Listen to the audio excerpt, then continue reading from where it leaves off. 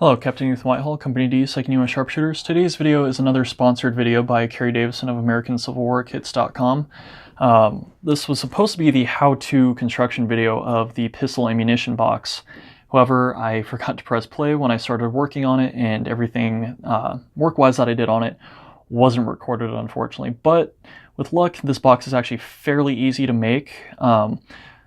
So all in all, I can still run through the construction process with you. It's a fairly shallow box. You can get a good view of the inside of everything. So there's nothing really too lost with the construction method. So with the box, in the video that I did not long ago about the kit in pieces, fairly straightforward. You have your flap, your inside of your body, you have the front wall, your closure tab, your finial. You have a pistol ammunition packet in there, and your belt loops. So what I did first was I pre-marked where my belt loops should go, both on the top and the bottom. Just like with the pistol cap pouch, the pistol box is exactly the same. You want to make sure that you get your holes punched for the belt loops first. You slide your belt loops in, and then you rivet them into place. I did have to buy a little 2-pound mini anvil to get the rivets done since I didn't have that. If you have a hard surface, it really doesn't matter if you have an anvil or not, as long as you have that hard surface to work on. So from there, I punched those through, got them attached, then sewed and riveted the backside of, or the bottom half of the rivets. It's always good to make sure that you have the flat sides facing outward, just so they don't catch on your uniform, other equipment, things like that. Plus, it's just a little more sightly to have those nice and flat.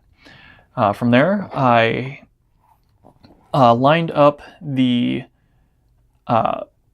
sides and body of the box. Since it's all one piece, I just kind of tack stitched around the sides, nothing permanent like the saddle stitch that is currently on it.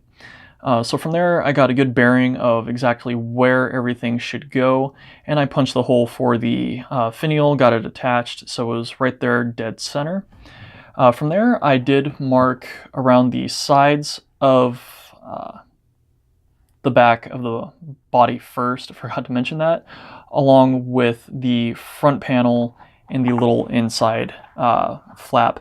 The inside flap, I'm actually not too terribly sure what this is used for. My guess is using for cleaning implements, things like that. I've rarely carried a pistol or had a need to carry a pistol pouch, so it's just kind of slightly out of my realm of knowledge in that case. I'm sure if anyone knows in the comments, please let me know. I'd actually love to hear more about that. So from there, I went through with each stitch hole and marked exactly where the stitches on the body should go. It was definitely a long, tedious process to get every single one of those stitches marked. With the body of it, you definitely want to make sure that your holes are marked out here. And then on this, I'm going to, for lack of a better term, the end grain of your leather had to mark and then punch through at a 45-degree angle through the sides. Again, it was kind of a long, tedious process. It did take a while.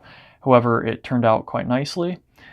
In that aspect, at least. Some did kind of tear through, and I just kind of had to work around it. I'm sure some of those can be seen kind of right where my thumb is.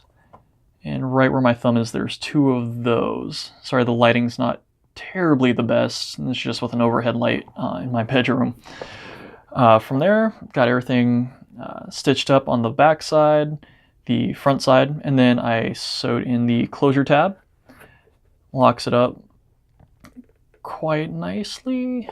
Since it's nice new leather, it's still just a little stiff, but with use, it'll get broken in plenty.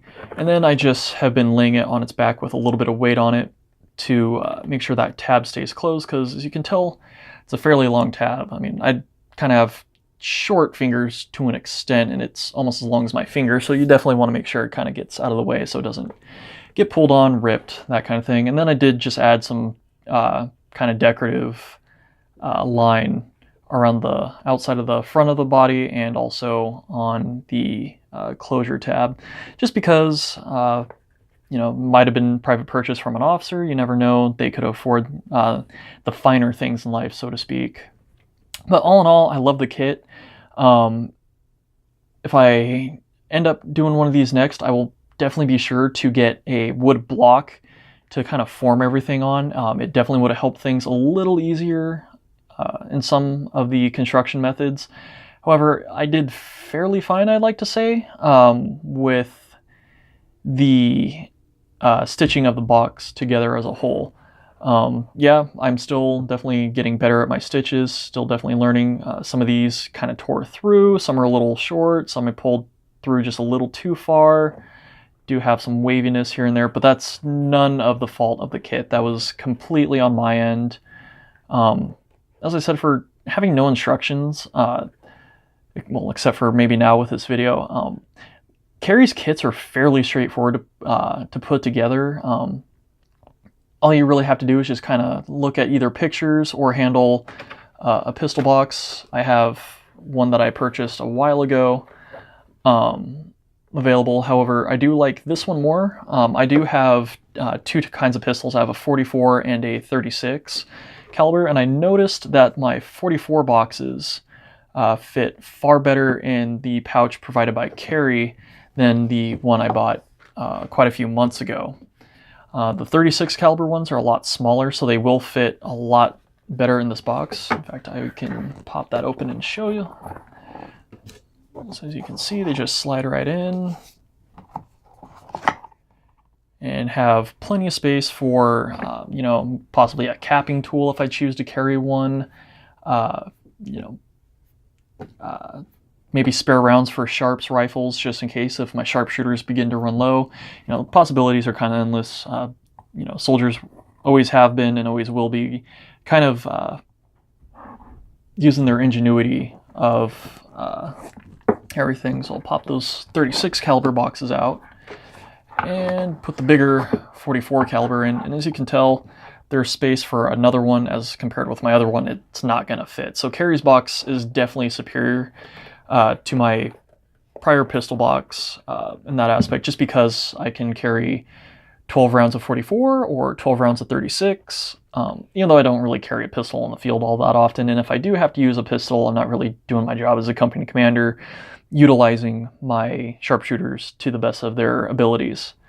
If you guys are interested in doing kits from Carrie Davison, his website link will be in the description below for everyone to go. He does provide finished products. However, he provides outstanding kits. I can't praise these things enough. As I said in every video, I'm sure every sharpshooter in our company is going to be beating down his door to get them eventually once they see all the finished products in person, get to handle them, feel them. I can't speak highly enough about Carrie's kits. He's a great guy to work with, keeps in touch through the entire process of constructing everything. Really friendly guy. I can't say anything bad about him whatsoever. He's a stand-up guy, and his kits are outstanding. If you like this video, please give it a like. We'd really appreciate it. And if you like more videos on how-to, sharpshooter history, Civil War woodworking, the gear and equipment used by sharpshooters, please subscribe.